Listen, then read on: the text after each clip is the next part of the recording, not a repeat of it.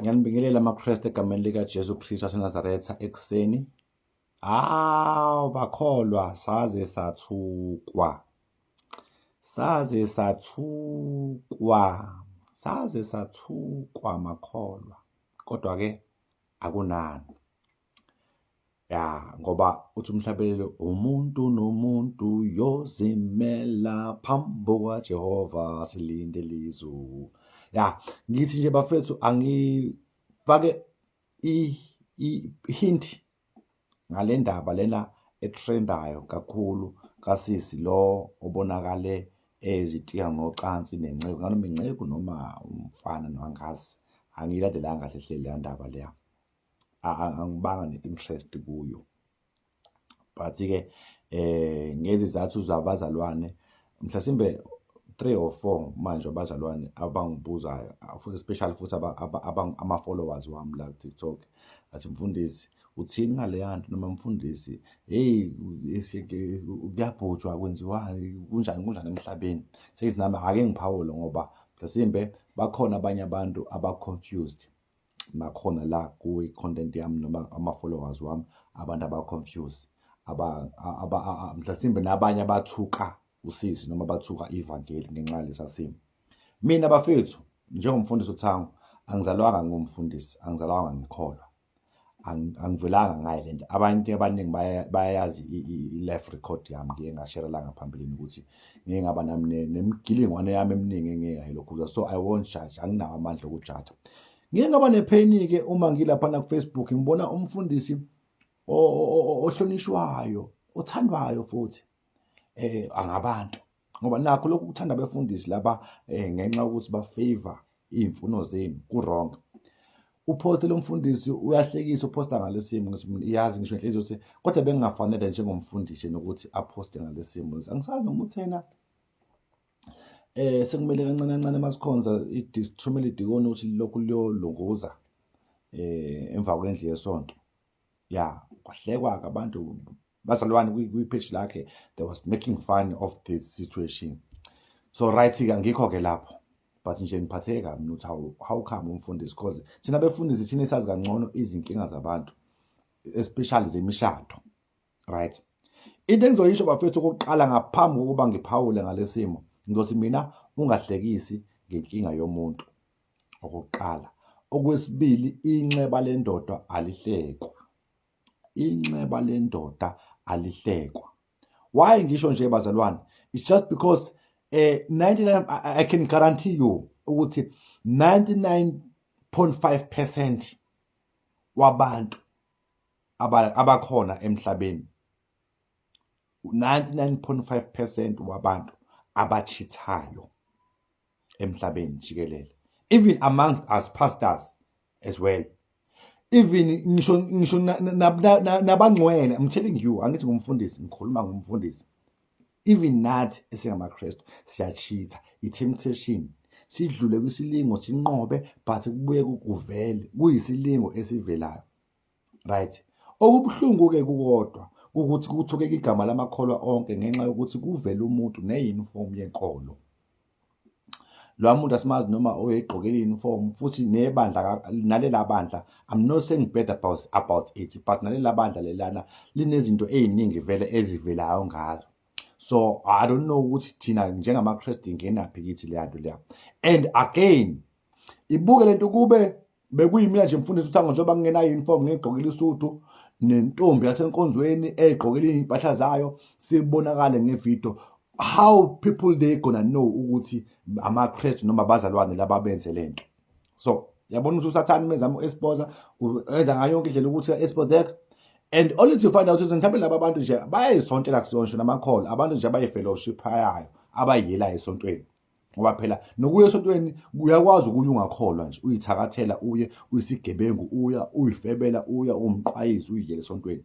So kuthukeka igama labantu abakholwayo ngenxa yabantu abangaziwa hlehle ngabo, right?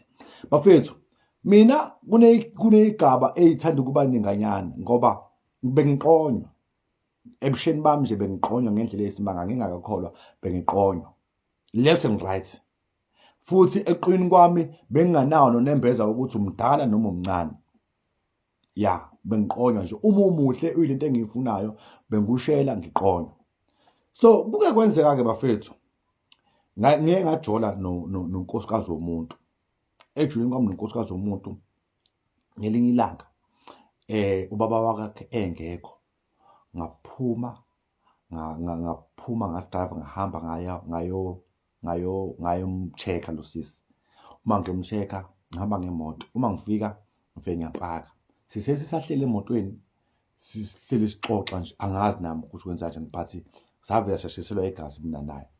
Yabo mase sisaqabulana sizwe ngoba ngempela igazi lisishisa ngawo selifuna ukuthi siqale siqede njengamanje khona la emotweni. Kwasho ukuthi sikwe public space lapho ekuhamba khona abantu noma kwase kuntambama sekumnyama but sasilapha ekuhamba khona abantu. Then we have to drive and look for around indawo ezothi ukucasha. Sahamba nangempela sahamba sayoqasha. Mina ngayitshela ukuthi sicashe siqedile. Athi sicashe siqedile mhlasimbe kube sama lapha nasayenza lento wayengekho umuntu ozonaka ngoba bayizobothi xa abantu bayimele emotweni. But sahamba saqasha ngathi sicashe siqedile. Saqala. Ngathi sisaqala nje sithi siyayenza into yethu. Ngavile ngabona ngobright wemoto ezo3 ngathi ngiyabona kusenjalo ngabona kukhanya ithoshi mangithi ba amaphoyisa sinqunu emotweni amaphoyisa asikhanya vula suboshiwe engithuke ngibe mazi ngithi inte njuluko emva lokho nayiphela siqoke-ke siphuma masiphuma thona sesiboshiwe bayazi-ke abazi umthetho wase-South Africa kuyicala ukwenza sex public so sabanjwa. Fortunately bafethu-ke ngangathathwa bangirobha ngoba bangirobha umqondo babona ukuthi umthetho angiwazi ngangawazi umthetho bangigwazisa ngagwaza ngo-1,000 yabo bakhona ukuthi barelease imoto bengirelease ngoba base bengabantu aba-impound-ayo imoto njengamanje ngiyophuma ngiyaboshwa njengamanje ngenkantolo futhi ngangizoboshwa kube ba-insist ukuthi ngiboshwe ngoba phela kuyicala ngiphume-ke enkantolo ngokuthi ngiliphike icala ngoba phela leli cala alinavelu akuthile icala linobufakazi right. Ngabani ngangitshela ukuthi ngicashe ngiqedile and ngangithi ngizoshaya iquick ngangithi ngizoshaya nje i-1212 ikhokhi qhothe ngiqeda ngabanjwa ngadedelwa right. Ngarecognize ukuthi sometimes uke wenze into uyitshela ukuthi ucashe uqedile uyitshela ukuthi ngeke uzobanjwa umuntu mase emva lokho uyabanjwa. Lwasisi bafethu le nto akayenzile ubetshela ukuthi wenza ubest betshela ukuthi ushaya ubest naloya bhuti betshela ukuthi ushaya ubest again ngiphinde ngizogaranta la 90% noma 95% wabantu abenze ama-sex endaweni ezingekho proper. Abanye bayenze epark, abanye bayenze etoilet, abanye bayenza ngisho kulayini ebhasini nimile beyenze sex beqale beqede ibhasi ihamba. Bayenza everywhere. Inkinga abakaze beze bebanjwe. Wena nje olalele content mhlawumbe uyahamba uyazi ukuthi mhlasimbe nawe wake wathi tshe emva kwendlu wathi 12 kodwa akwazi uzubanjwa ingakho ungadumanga. So bafethu ibhlungu lento enzeka kulasisi loya okubhlungu kakhulu kunabantu abawu3 lapha kula incident kunabantu abawu3 ilo yasisi ubhuti ilo muntu oshuthile kodwa nje manje umuntu ogqamile wrong ilo sisi kuphela. Umuntu oshuthile ayinayo indaba yakhe ukuthi why eshuthe trend video.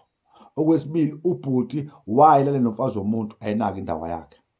So bafethu lanto ibhlungu ngithi mina kini bafethu nje ma-Christ makholwa ungahleki nqaba le ndoda ngoba nawe uzobanjwa. Ade ngibuka enye la iyatrenda futhi nayo ngani izotrend enye eyomunye umfana la nengane yesikole encane nayo emva kwendlu futhi angazi inilesi emva kwendlu mina angempela angazi inilesi emva kwendlu kodwa bafethu inqaba le ndoda alihlekwa ungajabuli ngenkinga yomunye umuntu ngoba lo mntwana ogcine ihengele ezibulala mhlasimbe uma ukuthi akekho strong enough. So and again asazi ukuthi endlini ubhekane nani kunamadoda lapha bafethu athi mina ngisibonelo athi mina ngikwenza ukuthi uthi umuntu wesifazane uyakufuna lokho une experience so kuba khona amaphone babuka amaphone kuba khona ama sex experience bayakhuluma abantu besifazane ngama sex umuntu ehalele into indoda ethi ayiyenzi iqhamuka umfana omncane ethi mina ngizokwenza ukuthi umuntu wesifazane erisk. So asazi ukuthi lanto yenzeke kanjani yenzeke ngobani yini imbangela yalokho singamjaji ungahleki inkinga yomuntu ngoba nakho ingakenzeki kuwe. God bless you. Fellow South Africans, good morning. Ayibona ukuthi mina ke ngisike elijikayo ngale video i-trend. Hayi yazi yabuhlungu into. Yazi yayimbi into emakholweni. Yazi asehlisa isithunzi sokukholwa. Yazi asehlisa isithunzi. Iyalahlekisa nanethemba ukuthi lento yokukholwa ikhona ngempela yini. Kodwa ke sibuye size in reality of life bafethu. Akusho ukuthi ukholwa awuseyini umuntu awunalo igazi. Akusho ukuthi ukholwa awusona. Sibuye nje size in reality of life. Guys, let us not forget these two people, they were under influence of emotions. They were not sober-minded. Laba bantu bahlulwe inkanuko, bebekhanukelana laba bantu, bazikhohlana ukuthi balaphi nina ngasikhatsini. Uma uyibuka leya video uthe eqeda umnumzane uGeli ugqokile wasebamba kanje. Ufithi ingqondo yabuya ukuthi hayibo kwenzakalani, yabona. We all know guys ukuthi iningi lethu la eSouth Africa, not eSouth Africa, iningi nje labantu abaphila ngaphansi komthunzi welanga. Sasinefiso sisikhula ngokuyala ukuthi mina hayi ubutshitshi bami beyothatha umuntu engoshada naye, engobe sengishade naye, ubutshitshi bami ngiyoqaqa emshadweni. Akwenzekanga, kwenziwa yini ukuthi kungenzeki? Letha alone ukuthi ubutshitshi bakho baqaqwaphi nendawo. Sisakhuluma ngokuthi bukulahlekela ubutshitshi bakho. Kade kufanele ukuthi ubutshitshi bakho bekulahlekela emshadweni. Bukulahlekela isikhathi umshado singakashayi. Kwenziwa yini uhlulwa imizwa? Warealize sekungasekho ukuthi ubuyele emuva. Abanye banezingane bengashadile. Barealize sekungasekho ukubuyela emuva. Abanye bashadile banezingane nabanye abantu ngaphandle. Bahlulwe imizwa. Barealize kungasekho ukubuyela emuva. So nabo ke laba bazalwane bobawu, they were not sober-minded. They were under influence of imizwa. uJesu Kristu walingwa bafethu, sibuye size ekholweni. Uma sifunda iBhayibheli likhuluma ngokulingwa kukaJesu. uJesu Kristu walingwa nguSathane. Ngenhlanhla uNkulunkulu wami ukwembuleleka. Bafethu ukudeda kancane noma ngokuphazima kwehlo kancane. uSathane usuke emile la mawuyikhona. Usuke ekutargetile. I can tell you ukuthi laba abazalwane bobawu abazalwane abathembekile noma banesikhundla esithile esontweni baneportfolio futhi ba strong, baku leadership mhlawumbe bayisibonelo. I can tell you ukuthi that is why be-exposeke ngalendlela ba-exposeke ngayo. Because uSathane uhlale la eduze ebheke laba impela laba kuyibona bona. Laba kuyibona bona kwaziwa ukuthi ngisho bekhuluma noma bekhuleka mhlawumbe kuthinteke inhliziyo zabantu eceleni, yabo. Iphumeke kubona. Angeke uzukhohlakaliswa kwamakholwa. Angeke uzukhohlakaliswe kwabantu abasontayo. Lapha esontweni mhlawumbe babili bawu5 abantu abaze ngenhliziyo eziningi nezinothando nezokhonza uNkulunkulu ngeqiniso. But uma ufuna uSathane uzomthola phakathi esontweni igqoka ijoyini. Loya muntu othatha ivideo call akuyena umuntu ngaphandle, umuntu abakhonza naye uthathe le video wayitrendisha. It's possible ukuthi umuntu abasonta naye futhi kunombango ukuthi it's either kubangwa isikhundla noma kubangwa ukuthi usibani bani ushumayela kanjani noma usibani bani ufaneleka kangakanani noma imibono ayifakayo ilalelwa kangakanani. Angeke ungcolise kwamakholwa lento asesontweni ngazi ukuthi indawo yasemasontweni ngathi kuyindawo la kutholwa khona imali noma kunepolitiki kunjani. Ngendlela abangcole ngayo amakholwa angabulalana wodwa ngenxa yesikhundla. Amakholwa ayawuphatha umuthi ngenxa yekhundla. Indawo kaNkulunkulu akufanele ngabe indawo esekufanele isabeke ngalendlela, kodwa sekunjalo sekufanele sisabe indawo kaNkulunkulu ngoba kugcwele izilwane, kugcwele uSathane. Kuze kube ngcono abangakhonza abahleli phansi. Ngidabukela ubuholi baleli bandla futhi ngiphinde ngingabudabukeli. Uma ubuholi baleli bandla bunalo iqiniso kufanele ukuthi lishiye phansi indaba yokubajaja lapha. Kufanele li-account ngezenzo zalapha. Lizo account kanjani ke? Kufanele ukuthi lona ibandla leli lenze sure ukuthi laba bantwana isithunzi sabo njengoba sesidicileleke phansi libagade ukuthi bangenzi izinqumo ezonqamleza impilo yabo bemfishane ngoba kube ubudedengu babo. 2, if laba bantu bobawu abashadile uthi nawe uzomele wenze justice, nawe sisi kuzomela ubhekane nama consequences peacefully. Accept iphutha lakho njengoba linjalo bengafanele wenze lento oyenzile. Ize yabonwa yilezi vele engafanele accept iphutha lakho njengoba linjalo. Bese nenza ubulungiswa nina nobabili. Ukuze niqhubeke nibe isibonelo esiright.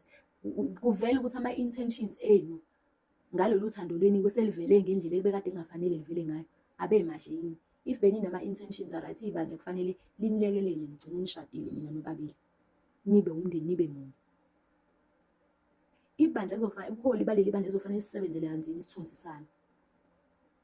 Uma unombango wekhundla nezinto ezingaphakathi kuzofanele libone ukuthi liziresolve kanjani lezi inkinga ezikhona. ngoba hayi ukuthi lo muntu oshuthe le video umuntu nje othi ex, cha. Ngiyanitshela mina ngingcoliswa kwamakholwa. Hayi cha. Kade nje ugeli bemlusile bemgadile kuthiwa lo uzenza ukuthi ungcono ucula kakhulu, kuthiwa lo hayi uzenza ushumela yakho usombamba. Kade zothi ade bembiza nasemthini bemphahlela bemenza ke ngingcolisa kwalabantu abakholiwe. Ekugcineni ke kodwa umuntu nomuntu kumele asimele isijezo sakhe. Nibe wrong nobabili, simeleni ke bafowethu isijezo senu. Kodwa umuntu orongi kakhulu uthatha ekhaya okushuthile. Lo shuthile yena sisathaneze uqobo lwakhe. And I wonder uyizuzile lento ngoba manje ngithi uyazi meyade ba expose bazodimotha enkonzweni, babe demotha esikhundleni mhlawumbe yena ezovotelwa yena izosithola isikhundla. Asazi. Kodwa bekufanele isonto lingabahluleli ngaleyo ndlela leyo. Kufanele libone lilungisa kanjani ngenye indlela. Sanibonani, good morning. Let us sort out this issue once and for all. Ne? Kunamazayon, and within Amazayon, there are different churches. Kube namapostoli. Within amapostoli uzothola ama-St. John's, St. Joseph's namanye engawazi. Bese kuba khona ne-12 apostoli naye apparently iqembukile but bona bagqoka white. There's different types zamasonto, ne? The day utholakala umzayoni ongakhonzi nami kodwa ogqoka ubuyoni kuzothiwa amazayoni yabo. And unfortunately kule people know blue and white as St. John's. I also did not even know ukuthi kukhona amanye that are not in St. John's. I didn't know. Ngale kwalokho, this thing is not even about St. John's. It is not about Ubuzayon. It is just about the church. But I'm affected by this video.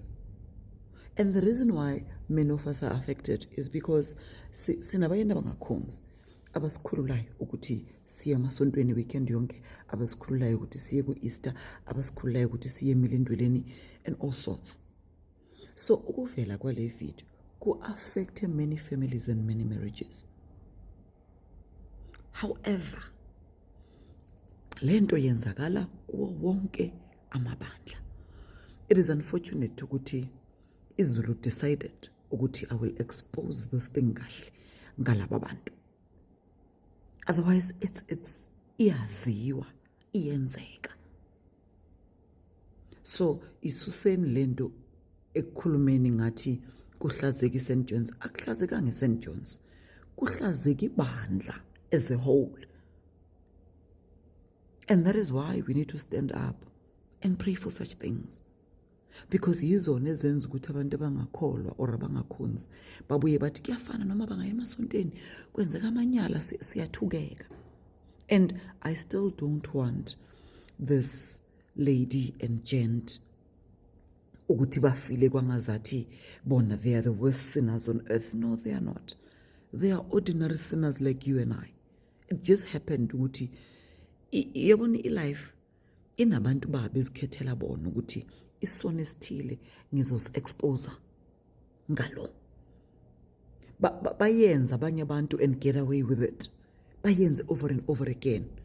Wena uvela ube nebhadi okanye inhlanhla uthi uqala nje mawuyenza bese uyavela. Yingani ngoba izulu lifuna ukukususa kulanto. So St. John's, we sincerely apologize. Uma ngabe this is not your member. Kodwa ke iyasifaka sonke. Ngisayoni mina but I'm affected.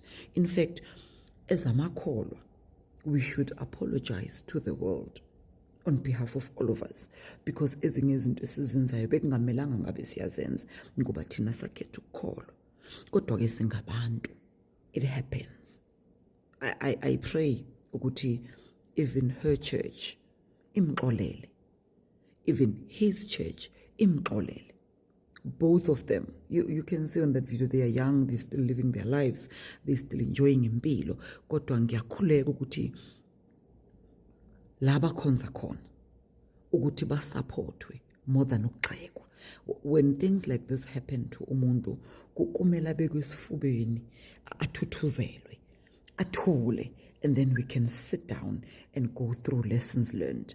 But at this point, I hope and pray ukuthi laba khonza khona niyabanika the support that they need. We do a lot of stupid things in life. Nathi nje sibadala singaka. We've done many stupid things in life.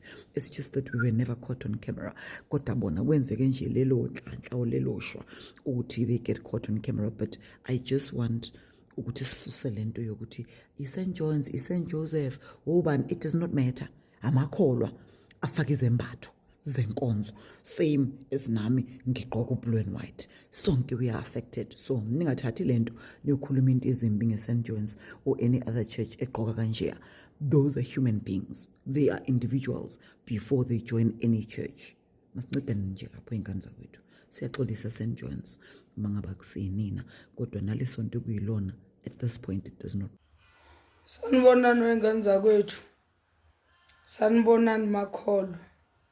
Ngiyacela ngicane kusidakelwa. Ngisho Zuma ba trend ukuthi uma beqeda ukupipiyela bangena kwishawa bedwetshwa. Kusazi noma utho uZaphiru noma ubani lo wayedla ngokumdweba kakhulu ephephandabeni. Omelusigigaba batrenda ngemithondo emkhulu.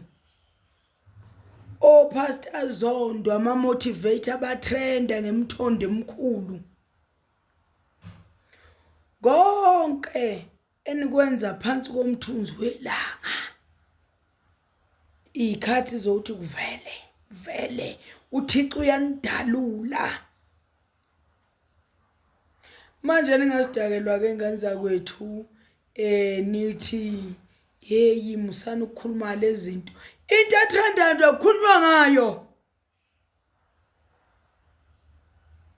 Hambani kahle. Mina ngihlekiswa na into eyodwa njoba sitabile nje sadalwa uNkulunkulu sincukumbili singenamizwa into zethu ibhekele nalena nathi sikhala ukuthi why inkosi mina ngempela ngingabanga nomali. Niyasijaja. Makuyini sebebile osibubuthelezi ngithi onginasona kapho sitshe qale.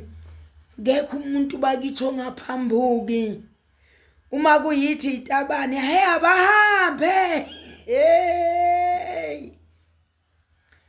Mina nje ngisethukile nje amakholo. Hey khona amakholwa nenhliziyo ezimbi umungizwa. Uzazi ukuthi ulikholo elinenhliziyo emba ushintshe manje. Khona amakholwa angaxoli. Omnye obathi umtshela iqiniso nje. Ay useyokwenyanya. Asifundeni ukuthandana. Most inenenithi niyakholwa deputy Jesus. Repent my sister. Anifundeni ukuthanda abantu. Nina makholwa maphutha menziwe yini nifuna kubibiyelwe. Wathi feyibulala. Anabantu bayayibulala lana isidudla esidelelwe kuthiwa ubheke ngathi umkhoma ungathi yini. Into enzisho kusiyacela dlamuka. Lembukumbuku lengulube wathi. Into ebenzisho kusinemseleko. Nisho noma yini akekho okwacabanga ukuthi mengayibulala lengane igreedy lengane ayineliseki angaze ngicabanga ukuthi mengayibulala. Abanjani kanti laba inkosi yami abanegazi elihle banegazi kushukule mali. Bonke abantu banegazi lenja khontombazane yake yaveza iDJ yakwaSpa. Watrenda wonke umuntu methi ushaya indlwabu ethi na uspa ethi wenza uspa ngenxa lontombazana. Waba umama uNomafu ngathi we ANC nezinza nezimhlophe ezi black and white ibhakabhaka lezinza. Ay kahleni ngenza kwethu nizotrend uma nenza izinto nje ningenazi isimilo nizotrend. Sifike sesizoqinisa ukuthi aqali ngawo. After 2 weeks yobe sekukhohliwe igameko nje kaNovember. November ungubani na? November ungubani na? Ningazona bukelisa. Ninamakholwa nonakele kabi nje. Ngiyilo nami kodwa bonke ububi bami nje ngibeka obala. Umuntu angijajayo adlule. I don't care. Funda uzenza msulu. La ngihluleka khona ngiyasho cha mina nako ngihlulayo. Nako ngihlulayo. Nina nithanda ukuzenza msulwa. Hey, ukukholwa kusikho kuye enkonzweni every day. Ukukholwa kusikho ukutasha kahle. Ukukholwa kusikho ukukhipha ishumi. Kholwani, inhliziyo ezigezeke zibe mhlophe. Sabana manyala endaweni kaNkulunkulu. Ngamanhlalekini. Sabana manyala endaweni kaNkulunkulu. Nencane ukubhebhana emva kwe-tent. Siyashizana ngabe. Yasho isende ngapha, toilet. Khona lapha enkonzweni. Umkhuba kumele ikhuzwe le, itrend futhi. Uyitshela ukuthi wena ubona uNkulunkulu avela adala amasu. Ukuthi ngikhathalele abantu abavele manje. Akekho nothi ishu lapho ungalifaki lonke, selijwayele, lisijwayele ikhala. Senzo straightenisha nithi namanje what if eyibulala. Kuba mfakele kukhona umshwalense, kusho mina uzwana. Uma ibulala amsho bomjoyinele ku uzongcwatshwa. Kube inyanga elandelayo, kube esinye isigameko. Yeka namanyala amakholwa. Yeka namanyala. Niyakholwa phezulu kusuka enkabeni kuyokhakhayini niyakholwa. Phakathi enhlizweni anizali go. Niyakholwa anizali nibuye ngokuzolala. Kukhala ingane esontweni ngwengwe anamahloni. Sengizobonga uNkulunkulu Nkosi yami ngeingane zami ezimbili uolwe no enzo kuhle wenza okuhle kwani umitha njalo ukholwa ngizombonga uNkulunkulu ngeingane zami ungigcinele zona uenzo kuhle yikubi lokho kuhle okwenzile emsunu kanyoko Ikubi lokho kuhle okwenzile niqamba izingane ngamagama okuhle. Ikubi lokho kuhle okwenzile. Enza okuhle. Niyakholwa niyasala. Niyakholwa nenqozi yaqhaqhazela. Nesende liyaqhaqhazela. Hey, webazalwane niyabhebhana bo. Kodwa babodwa nje abantu enibabethela emhlabeni. Hawu itabani ngathona ziyitabani. Ay. Na anendaba noma ngakhulunywa kangakanani ngazo niyakhuluma waya. Mase kuyini nje what if azibulala. Shuthi na asina inhliziyo. Inhliziyo zethu na yinsimbi, izando inhliziyo zethu. Anisicabangeli thina amakholo. Niyashaya nishaya into eningazazi Satanist. Satanist ingabe niyofunda ngalobulili ukuthi into kanjani leqhamuka kanjani kwenzeka kanjani. Cha nivele nijaje nje Satanist. Umuntu ahamba ekhunje yibo angizwani noSathane. Shuthi ngoba kukanjena nginguSathane, Satanist ayo ikhunga. Anicabangi lokho. Uma kuyini nifuna ukuzwelwa. Funa ukuzwelwa makuyini kuthiwa yekani ubhebhane enkonzweni hambani yosonta. I-value yesonto niyiqeda makholwa. I-value yesonto niyiqeda waya abefundisi bafuna imali abanendaba nabantu ababathandazeli abazi ngisho emzini yabo bafuna imali. Phatha umfundisi ukhwela abafana usebanjiwe kodwa akaboshiwe musani uqeda ivalue yokukholwa. Ukukholwa kubalekile ukuthi kwenzeke. Amasonto kumele agcwala abantu kukhonzwe uNkulunkulu. Musani uqeda ivalue yokukhonza. Yebo. Umuntu umevalisa ayisengiyahamba ngenkonzo nto nambe kahle nifeni bhebhane lapha. Injalo nje. Webashintsha njani abantu? Basho njalo abantu. Awuseniyokwenza njalo. Hayi ingane zakwethu. Ake silungise isimilo. Bye. Hello Mzansi, welcome to Mgosi waseMzansi. If today is your first time visiting this channel, please do the right thing and click the subscribe button. Hey cha, liqiniso makuthiwa akekho umuntu longenazo sono. Nangokuthi uNkulunkulu kuphela umuntu lonemvumo yokuhlulela abantu, because thina siyokhuluma lesikhuluma ngo but nathi sinato tethu nathi sinako kwethu lokubi rada lesokwendile. So Nkosi yami, we don't know ukuthi yini kahle kahle libalidele ekutheni baze baqine benda lento labayendile. It's shocking, yathusa ukuqapha nje sibayende bagqoka uniform nokuthi bangaphandle. Hey, ngiyathusa. But anyway, we don't judge. Please do comment what you think below down on the comment section. I'm signing out. Goodbye.